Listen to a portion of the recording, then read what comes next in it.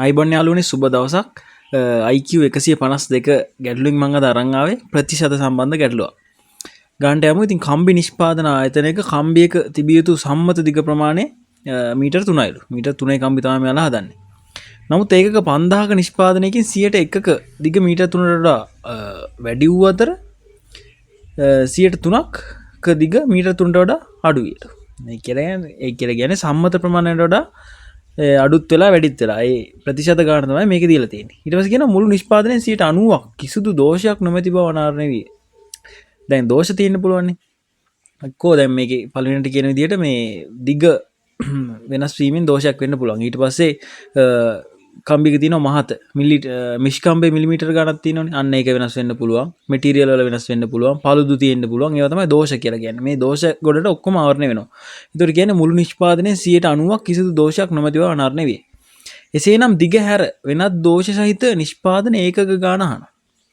ඒක තමයි අපෙන් අහන්නේ. ඉතින් මේ වීඩියෝ ස්කිප් කළාලා ගාන හදන්න. හදලා මගේ උත්තරෙත් එක්ක සංසන්දනය කරලා බලන්න මොකද්ද ඔයාලගේ උත්තරේ හරිද කියලා.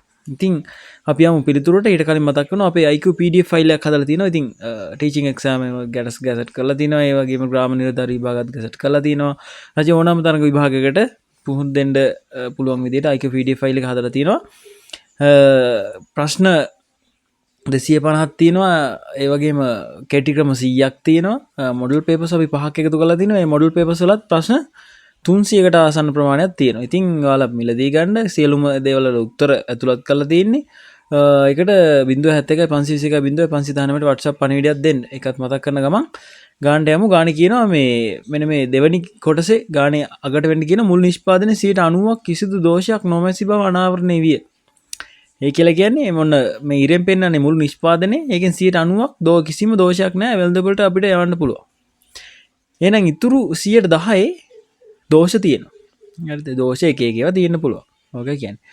ඊට පස්සේ කියනවා දැන් දෝෂ සහිත ඒවා 10%යි. ඊට පස්සේ කියනවා නිෂ්පාදනයේ 101ක් දිග මීටර් 3ට වඩා වැඩි වූ අතර 103ක දිග මීටර් 3ට වඩා අඩු විය. හරිද?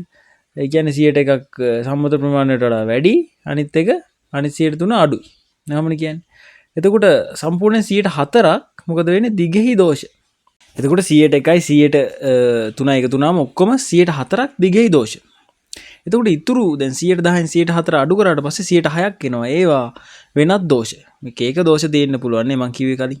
එතකොට ඒක 106යි. එතකොට ඒක තමයි අහන්නේ. දිගෙහි දෝෂ හැර වෙනත් දෝෂ 106ක් තියෙනවා. එතකොට මුළු නිෂ්පාදනයේ 5000යි. නම් 5000කින් වල 106ක් බලන්න.